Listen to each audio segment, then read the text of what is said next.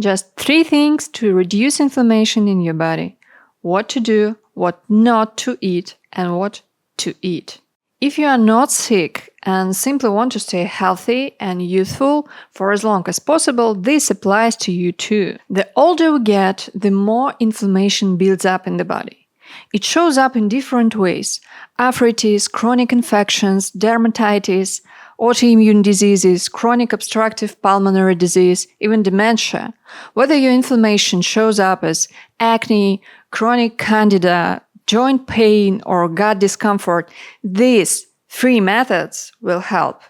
In each of these conditions and many others, there is an inflammatory component. Yes, of course, you treat inflammation, you take anti-inflammatory medicines, you treat infections, but there are 3 lifestyle changes that are absolutely essential if you want to lower inflammation at its root.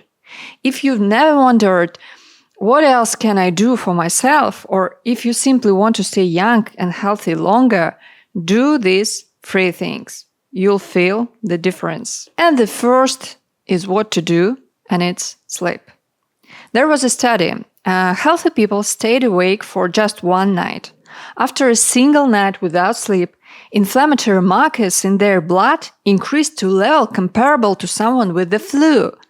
Then they slept well for 3 nights in a row. Inflammation was still elevated after that. In other words, to recover from 1 sleepless night, you need 4 to 5 nights of solid quality sleep. Invest in your sleep. It's one of the most powerful anti-inflammatory and anti-aging mechanisms your body has. Your brain decides when to sleep based on light, so you shall give it proper lighting cues. Morning and daytime, as much light as possible. If you struggle with sleep, get outside early in the morning, because this light will promote the normal quality sleep at night. On cloudy days, turn on the lights at home. It's really meaningful. After sunset, reduce bright light, especially screens. At night, no light at all. Second point, no alcohol in the evening. Go to bed sober. Just these 2 adjustments, proper light exposure during the day and a clear brain before sleep, can dramatically improve your sleep quality and help you fall asleep more easily and faster. We are talking about 3 actions to reduce inflammation and slow aging. But if you want to become more informed about your health, there is one simple action: subscribe to my channel. The next point is what not to eat, and it's definitely sugar. I'm not talking about, natural sugars in fruits and vegetables. It's okay. I'm talking about added sugar and refined starches, and sweets, juices, sodas, baked goods, sauces, snacks, and fast food. Sugar damages the inner lining of blood vessel. Sugar activates inflammation, always. Sugar feeds fungi and bacteria in chronic infections. Sugar worsens allergies, dermatitis, and autoimmune diseases. Sugar also leads to the formation of advanced glycation end products, AGEs. These compounds damage collagen in your skin, in your bones, and blood vessels. In extreme cases, they can even weaken vessels enough to contribute to rupture, including the aorta. Sugar raises cholesterol level, promotes weight gain, increases insulin resistance. We were never meant to have access to this much sugar.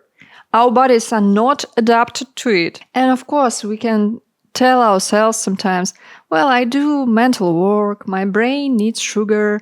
I do this sometimes too because I love sweets. But that's nonsense.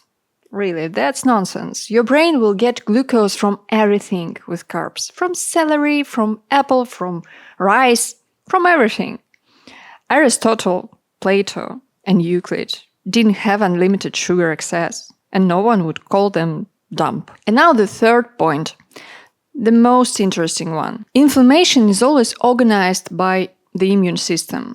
When it works properly, it's brilliant. It launches a fast, aggressive inflammatory response, wipes out bacteria, viruses, even damaged or cancerous cells. And then it flips the switch. the anti-inflammatory switch. After the battlefield is cleared, cleanup crews arrive. Specialized cells remove debris, dead cells, fragments, or destroyed tissue. They restore order. They tell the tissues, that's it, you are safe, stand down, no more immune cells needed here. It's okay. Inflammation resolved. Mission complete. But when the immune system malfunctions, that switch doesn't flip. The inflammation continues. Even though the bacteria are already gone, the immune system starts attacking its own cells. Dead cell fragments accumulate there, and those fragments trigger new waves of inflammation. Because no one cleared them, it becomes a loop. Most often, this chaos starts because of communication errors between cells. The signals that are supposed to stop inflammation simply don't arrive or aren't heard. Here's the fascinating part. The substances that flip this anti-inflammatory switch are fat-derived molecules. They are formed from polyunsaturated fatty acids, and one important group is called lipoxins. Lipoxins don't suppress inflammation halfway like aspirin or prednisolone. They help complete it and finish it. They guide the body through the full cycle of inflammation, attack, cleanup, and resolution. Early lipoxin-based medications have already undergone clinical trials. For example, in treating newborn eczema. Over time, I suppose, this approach may expand to serious chronic inflammatory diseases like rheumatoid arthritis, autoimmune thyroiditis, atopic dermatitis, and maybe even inflammatory bowel disease. And that would be huge, because that means finishing inflammation properly, not just mutiny temporarily halfway. There is a supplement on the market labeled like lipoxin. It has nothing to do with what I'm talking about. It's basically a fat-burning stimulant with caffeine and yohimbine. The name is just marketing there. You don't need it, especially not if you have inflammation. That's just a coincidence. So, what to eat? Healthy fats. If you want proper resolution of inflammation, your body needs the raw materials to produce these lipoxins. That means healthy fats. Primarily polyunsaturated fatty acids. If you have an inflammatory process that just won't resolve, you need small marine fish, not canned and not fried. Sardines, mackerel, cod, salmon. If you can't eat fish or you fry it so aggressively that everything beneficial is destroyed, then omega-3, omega-6, and omega-9 supplements may make sense for you. Omega-6 fatty acids are also very important here, but food is always better than capsules. Normally, we have enough of omega-6 fatty acids in our food.